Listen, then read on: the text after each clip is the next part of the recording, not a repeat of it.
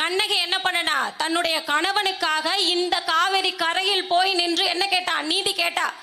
என்னுடைய கணவனுக்கு உயிரை வந்து பறிச்சதுக்கான காரணம் என்ன அப்படின்னு, இந்த காவிரி கரையோரம். ஆனா இன்னைக்கு காவிரி போய் தெரு தெருவா நின்று நீதி கேட்டுட்டு இருக்கா. காரணம் என்ன? மணலை எல்லாத்தையும் அள்ளி வித்துட்டு இருக்கான். நீங்களும் என்ன பண்ணிட்டு இருக்கீங்க? வேடிக்கை பார்த்து கொண்டு இருக்கிறீர்கள். கடைமடை வரை நீர் போகவில்லை, நீர் போகவில்லை, நீர் போகவில்லை. எப்படி நீர் போகும்? கொஞ்சம் கொஞ்சம் மணலையை அள்ளி வச்சிருக்கோம். நம்ம மழை பொழியறதுக்கு வாய்ப்பு இருக்கா? பெரம்பலூர் பகுதியில் போனோம் அப்படின்னா முழுக்க முழுக்க இருக்கிற மலைகள் எல்லாத்தையும் உடைத்து என்ன பண்ணிக்கிட்டு இருக்காங்க அப்படின்னா அள்ளி கொண்டு இருக்காங்க. நம்ம கன்னியாகுமரியை மட்டும்தான் என்ன பண்ணிக்கிட்டு இருக்கோம், கன்னியாகுமரியை அதிக அளவில் மலையை உடைத்து விட்டார்கள்னு சொல்லிட்டு இருக்கோம். ஆனால் கன்னியாகுமரியில் மட்டும்தான் மலையில வந்து கையை வைத்திருக்கிறார்களா? பெரம்பலூர் பகுதியில் போய் பாருங்க, தண்ணி பிரச்சனைக்கு தள்ளாடுறாங்க. அவ்வளவு பிரச்சனைகள் இருக்கு. இங்க தண்ணி பிரச்சனை இல்லையா?